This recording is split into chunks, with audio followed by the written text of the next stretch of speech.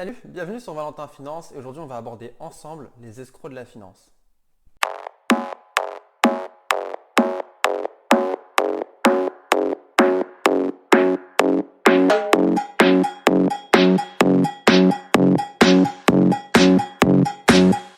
Euh, Alors on a tous déjà entendu quelqu'un qui vous dit moi j'ai un placement qui va faire du x2 en un mois, x2 en un an, je vais doubler mes placements, etc. C'est super rentable, tu verras, ça va monter, etc. Qu'est-ce que ces personnes sont en train de vous dire tout simplement? Eh bien, quand quelqu'un est en train de vous dire ça va faire x2, ça va monter, etc., cette personne n'est pas en train d'investir, elle est en train de spéculer. Ça, c'est une notion qui est très importante à retenir et à comprendre quand vous voulez devenir un réel investisseur. Un investisseur aguerri, pour ne pas se faire avoir, doit savoir faire la différence fondamentale et intrinsèque entre l'investissement et la spéculation. Si on doit définir l'investissement, c'est vous mettez une graine dans le sol pour faire pousser un arbre et vous connaissez en avance le type de fruit. Vous plantez un poirier, vous savez que vous allez avoir des poires. Vous plantez un abricotier, vous allez avoir des abricots, etc. La spéculation, c'est vous plantez une graine, vous ne savez pas ce que vous avez planté, mais vous espérez avoir touché le gros lot et ramasser un plus gros gain. Par contre, le problème de la spéculation, c'est que la graine que vous avez plantée, c'est peut-être une graine totalement pourrite.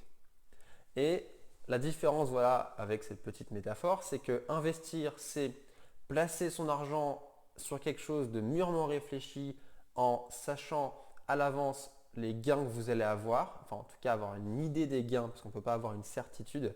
La certitude en finance, ça n'existe pas. Si quelqu'un est sûr et vous dit je suis sûr que vous allez gagner 2,37 € par action chaque année, c'est du mensonge. Vous pouvez dire vous ferez une telle rentabilité en moyenne chaque année. Ça, voilà, c'est possible. Dire vous êtes sûr de faire ça, c'est compliqué. Surtout sur des courtes périodes, c'est plus compliqué d'estimer. Donc, je voulais revenir au fait que les escrocs de la finance, c'est des gens qui sont là pour vous vendre du rêve. Ils sont là pour vous dire, voilà, en 2 mois, vous êtes rentier. En 2 mois, vous quittez votre travail. En un an, vous allez doubler vos gains. Sauf que ce qu'il faut savoir, qui est très important, c'est faut toujours avoir du recul. Vous pensez que, enfin, vous et moi, les petits particuliers, qui ne sommes pas des génies de la finance, nous ne sommes pas des Warren Buffett, nous ne sommes pas comment on appelle ça, des Bill Gates, des Jeff Bezos ou autres, et encore, ce ne sont pas des financiers, ce sont des entrepreneurs. Eux n'arrivent pas, par exemple, à faire du x2 chaque année. Par contre, vous allez réussir chaque année à faire x2 et devenir multimillionnaire, milliardaire très rapidement.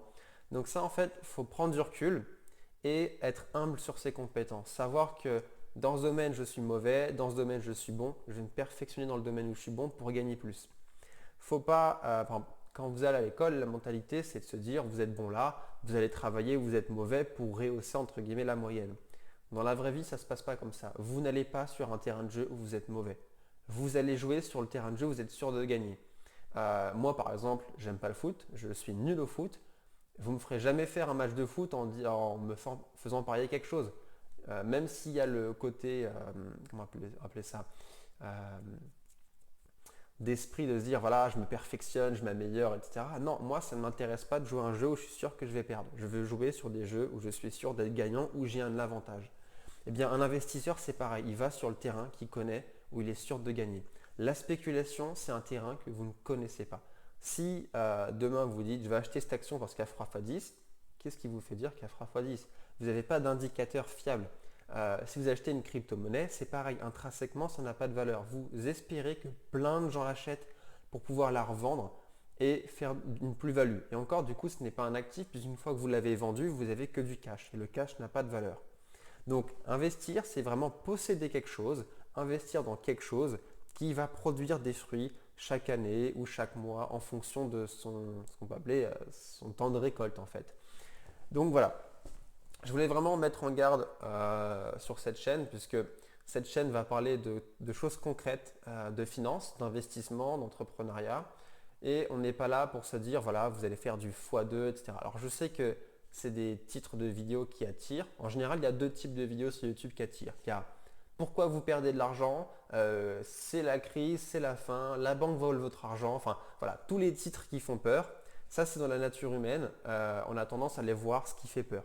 Et on aime bien se faire peur, c'est pour ça que les gens vont voir des films d'horreur. Et les autres titres qui marchent bien, c'est l'opposé. C'est vous allez être millionnaire, le secret pour être millionnaire, comment être riche en 2 mois. Voilà. Il y a deux types, il y a deux extrêmes. C'est toujours les extrêmes qui plaisent. Les choses centrées, réalistes, ne marchent très peu. Et en général, le peu de gens qui regardent les choses qui sont réalistes, c'est le peu de gens qui réussissent. Et ceux qui vont voir les deux extrêmes sont ceux qui vont enrichir ceux qui promeuvent ce genre de vidéos. Donc il faut faire attention, connaître vraiment la différence entre la spéculation et l'investissement. Donc voilà, cette petite vidéo préventive que je voulais faire depuis quelques temps, que j'avais déjà fait sur une ancienne vidéo que j'ai dû annuler tout simplement puisque les sources, j'avais pris un exemple on ne peut pas appeler ça de l'arnaque, mais de vidéos où il y avait une sorte de Ponzi, où on faisait rentrer sur un système où vous payez pour y aller, mais après vous devez recruter des gens pour gagner de l'argent. Si vous ne les recrutez pas, c'est vous qui payez, etc. C'est pas de l'entrepreneuriat. Se mettre dropshipper, se mettre dans un Ponzi ou autre, c'est pas être entrepreneur, c'est être un petit peu un pigeon. Le dropshipping, pour revenir par exemple à ça, ce modèle économique est superbe.